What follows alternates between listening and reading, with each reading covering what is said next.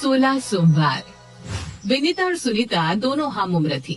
बस 1 साल का ही अंतर था और दोनों की शादी की उम्र भी हो गई थी। उनके माँ बाप उनके लिए लड़की देख रहे थे। इन दोनों की शादी हो जाए तो मैं भी चैन की नींद सोऊं। अरे हो जाएगी शादी, आप इतना क्यों सोचती हो? हाँ, पर मुझे तो ऐसा लगता है जैसे दोनों एक दूसरे से मुकाबले में लगी रहती है। लगता है तो मुझे भी कभी कभी ऐसा ही है।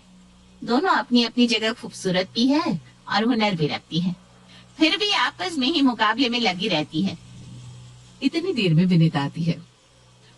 माँ कुछ भी हो जाए, मुझे बस दीदी से ज्यादा सुंदर और अमीर लड़का चाहिए। मैं हूँ भी तो ज्यादा सुंदर। ऐसा कुछ नहीं है बेटा, देखो ये सब ना अपने दिमाग से निकाल दो। तुम दोनों ही बहुत खूबसूरत हो। ना, ये तो दुनिया की सबसे खूबसूरत लड़की है। इसके आगे सब फीके हैं। पता नहीं कहाँ से अपने घर में ये हूर की परी आ गई है। हाँ, तो तुम मुझसे इतना जल्दी क्यों हो?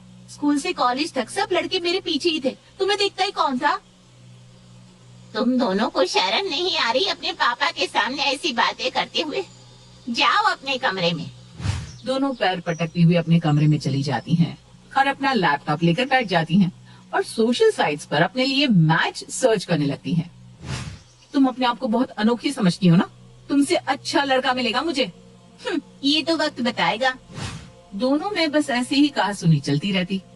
एक दिन उनकी माँ उनको बताती है कि एक लड़का आ रहा है। वो उन्हें बताती है कि लड़का काफी सुंदर है और अमीर घर का इकलौता लड़का है। दोनों बस सपने देखने लगती है कि वो कैसा होगा, उसके आने पर क्या होगा। थोड़ी देर में लड़का आता है। वो दोनों ही उसके सामने जाने लगती है। अरे भाई, तुम दोनों मुझे पागल कर दोगी। माँ मुझे उसे देखने दो ना, अच्छा लगा तो मैं ही उसके सामने जाऊंगी। हाँ, बड़ी आई हो ना तुम दोनों हूर की परियां इस दुनिया में। इतने अच्छे घर का सुंदर सा लड़का है, तुम दोनों की अकड़ ही खत्म नहीं हो रही। अकड़ नहीं है माँ, बस कुछ समझौता नहीं करना। तुम दोनों ना मुझे पागल कर दोगी। वो दोनों ही उस लड़के से बातें करने जाती है। उसे ऊपर से नीचे तक घूरती रहती है। लड़के को भी थोड़ा अजीब लगता है। तो कितना कमा लेते हो आप? जी वो मैं क्या मतलब इतना नहीं कमाते कि एक बार में बता सको? नहीं, ऐसा नहीं है।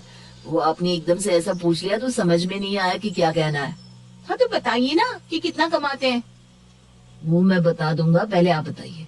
आप दोनों में से मुझे यहाँ किसके लिए बुलाया गया था? वो तो हम डिसाइड करेंगे, अभी कुछ पता नहीं है। तुम जिसे भी पसंद आ जाओ।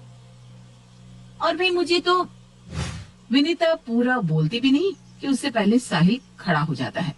मैं यहाँ बेइज्जत होने नहीं आया हूँ कि मुझे अब 2 लड़कियां सिलेक्ट या रिजेक्ट करेंगी। चलता हूँ मैं, आप दोनों किसी और को मुर्गा बनाइए।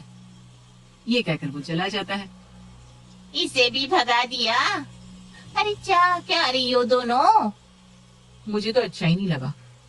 मुझे अच्छा लगा, मुझे तो कोई हीरो जैसा दिखने वाला चाहिए। ये तो मामूली सा था। मुझे तो थोड़ा ठीक लग रहा था, पर इसने मना कर दिया तो मैं क्यों करती शादी रिजेक्टेड माल से। अरे तुम्हें अच्छा लग रहा था तो बोलती ना, उससे बदतमीजी क्यों कर रही थी? अरे जब इसने अपने लिए राजकुमार का सपना देख रखा है तो मैं क्यों किसी अरे गहरे से शादी करूं? मैं भी तो अपने लिए राजकुमारी देखूंगी ना। इनके माँ बाप दोनों से तंग आ गए थे। एक दूसरे से अच्छे की होड़ में दोनों एक से एक अच्छे रिश्तों को ठुकरा रही थी।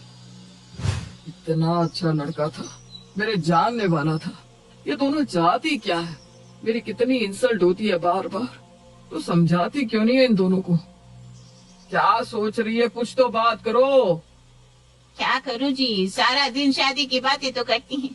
इतने सारे बायोडेटा भी दिखा दिए इन दोनों को, पर पता नहीं क्या देख रही है लड़के में। एक ना बोलती है तो उसको देखकर दूसरी भी पसंद आते हुए भी ना बोल देती है, जैसे कि कोई रेस चल रही है दोनों के बीच। एक बार विनीता की सहेली उसे अपने दूर के भाई से मिलवाती है। वो लड़का बहुत ही सुंदर और अमीर होता है। विनीता का उस पर दिल आ जाता है। वो सोच लेती है कि वो उसी से शादी करेगी। धीरे धीरे विनीता उस लड़के से दोस्ती बढ़ाने लगती है।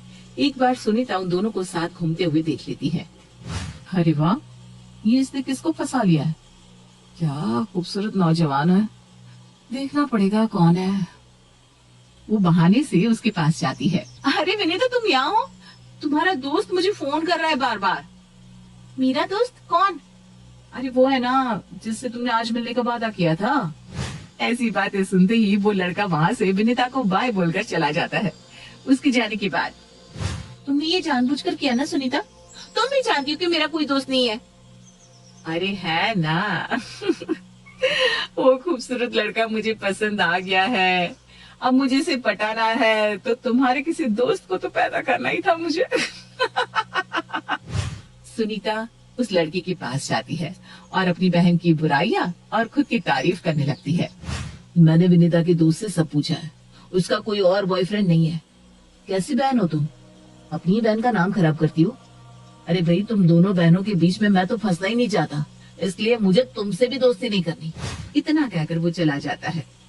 जब ये बात उनकी माँ तक पहुँचती है तो वो सर पकड़ लेती है। तुम दोनों ने नाक में दम कर रखा है, हद होती है किसी बात की।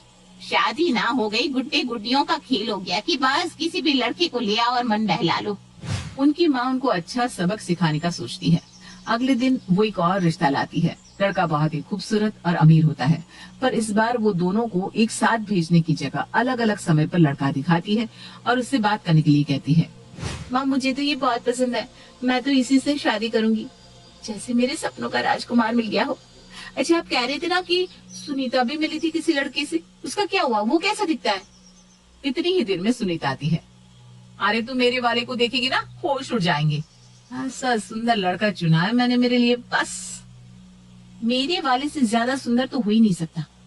वो दोनों ऐसे ही फिर से बहस करने लगती है। तभी सरिता कहती है, अरे बहस करना बंद करो, ऐसा करो अपनी अपनी तस्वीरें एक दूसरे को दिखा ही दो। वो दोनों अपने अपने पर्स से एक दूसरे को फोटो दिखाती है और चौंक जाती है। ये तो एक ही लड़का है। ये तो एक ही लड़का है। हाँ, एक ही लड़का है। तुम दोनों को हमेशा यही रहता था ना, किसका पति ज्यादा अच्छा होगा, तो मैंने एक ही लड़के से तुम दोनों की शादी तय कर दी, जो तुम दोनों की ही पसंद है। ये सुनते ही दोनों के होश उड़ जाते हैं और वो गिड़गिड़ाने लगती हैं। अरे माँ, ऐसा मत करो हमारे साथ, ये लड़का भी अजीब है, मान भी गया। माँ, ये नहीं हो सकता, आप झूठ बोल रही हो ना। सरिता को तो पता ही था कि उसने उन दोनों को सबक सिखाने के लिए ही ऐसा किया था, पर वो कुछ दिनों तक दोनों को उल्लू बनाती रहती है। दोनों काम काज सीख लो, तुम्हारे होने वाले पति को खाने का बहुत शौक है, उसने बताया था मुझे। एक काम करो विनीता, तुम देसी खाना सीखो और तुम विदेशी खाना। माँ, क्या तुम सच बोल रही हो? सच में एक ही लड़के से शादी तय कर दी है? पापा भी मान गए, किसी को कोई एतराज नहीं है? बिल्कुल सच है। वो 6 महीने विदेश रहेगा और 6 महीने यहाँ इंडिया में, तो एक विदेश में रहेगी और एक यहीं पर। अब ये भी तुम दोनों तय कर लो कौन कहाँ रहेगा, बाद में मत बोला कुछ। दोनों को बिल्कुल यकीन हो जाता है कि उनकी शादी एक ही लड़के से तय कर दी गई है। दोनों हर काम सीख तो रही थी, पर बेमन से।